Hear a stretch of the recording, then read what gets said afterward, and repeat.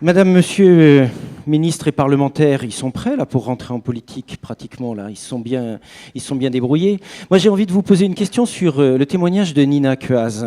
L'image de l'écologie aujourd'hui. Ah oui, alors est-ce que je vous ai donné le bon micro? Essayez voir, grattez-le un petit peu. Oui, ah ben ils marchent tous les deux. L'image de l'écologie, on a évoqué tout à l'heure, au moment de la restitution des ateliers, la nécessité d'une grosse campagne de communication positive en direction de cette transition énergétique, de l'écologie en général, des énergies renouvelables en particulier. Qu'est-ce que vous en pensez ? Merci à tous les trois. Pour moi, c'est la question. Je pense que Nina a dit tout haut ce que beaucoup pensent tout bas, donc c'est bien. Moi, je suis pour la parole libre. Je pense qu'elle a posé une vraie question.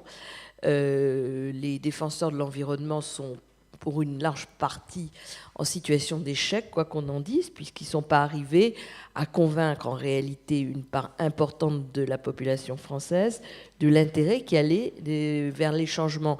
Alors, il faut comprendre pourquoi on n'y est pas arrivé.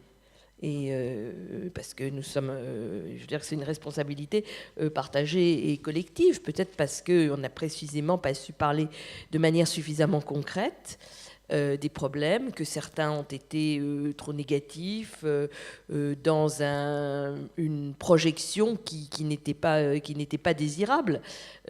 Chacun a besoin, quand on fait de la politique, on a besoin de concret, mais on a besoin de rêve, on a besoin d'utopie, on a besoin de savoir où on a envie d'aller, et parce qu'on a envie d'y aller. Et si on vous donne pas envie d'y aller, vous n'y allez pas. Et c'est ça qu'elle nous a expliqué très simplement. Quand on voit la manière dont les choses se passent, par exemple, en Allemagne, il y a une sacrée différence. Donc oui, je crois que ce qu'a dit Nina, il y a des choses qui sont très justes, qu'il faut les reconnaître et qu'il faut essayer de les changer. Alors ensuite, campagne de communication. Vous savez, je crois qu'on arrive à un moment où les gens n'ont pas besoin de communication, ils ont besoin d'actes. La meilleure communication qu'on peut avoir, c'est l'exemplarité et c'est le fait de faire. Je vais vous donner juste une anecdote. J'étais la semaine dernière à Lausanne, à une grande conférence qui était organisée sur l'économie de transition par un groupe qui s'appelle le G21. Et il y avait là un monsieur de ma génération qui nous a légèrement interpellés en disant « Mais attendez-vous, les politiques, vous êtes très gentils, mais c'est plus vous qui avez le manche. Ceux qui changent la société, les makers, comme il dit, ceux qui font, c'est pas vous.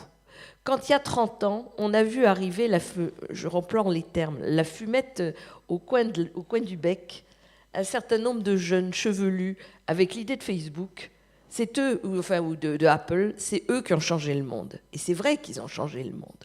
Le monde, il se change, la société, elle se change aujourd'hui par les transformations technologiques, par les changements de rapports sociaux, par les changements de manière de faire.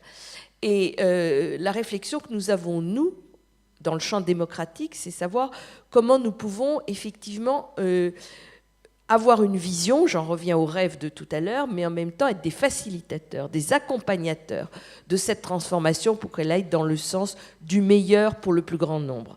Voilà, je crois nous sommes à un vrai tournant. Les examens de conscience à la fois et l'acceptation du changement, il doit venir de chacun.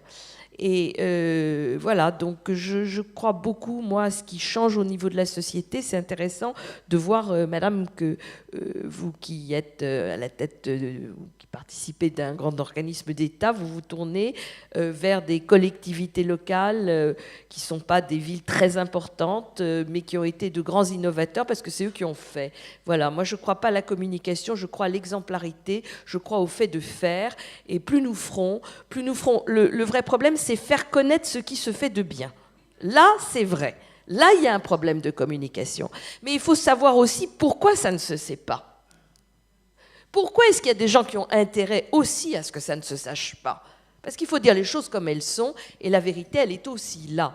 Donc, pas de communication pour vendre quelque chose, de la communication pour montrer ce qui marche, ce qui pourrait être dupliqué, ce qui pourrait être essaimé. J'aime bien le mot de l'abeille et de l'essaim, ce qui pourrait être essaimé parce que c'est comme ça que nous convaincrons, que nous créerons la dynamique et que nous créerons l'envie. Et dans ce pays, nous avons besoin d'avoir envie. Merci Corinne Lepage.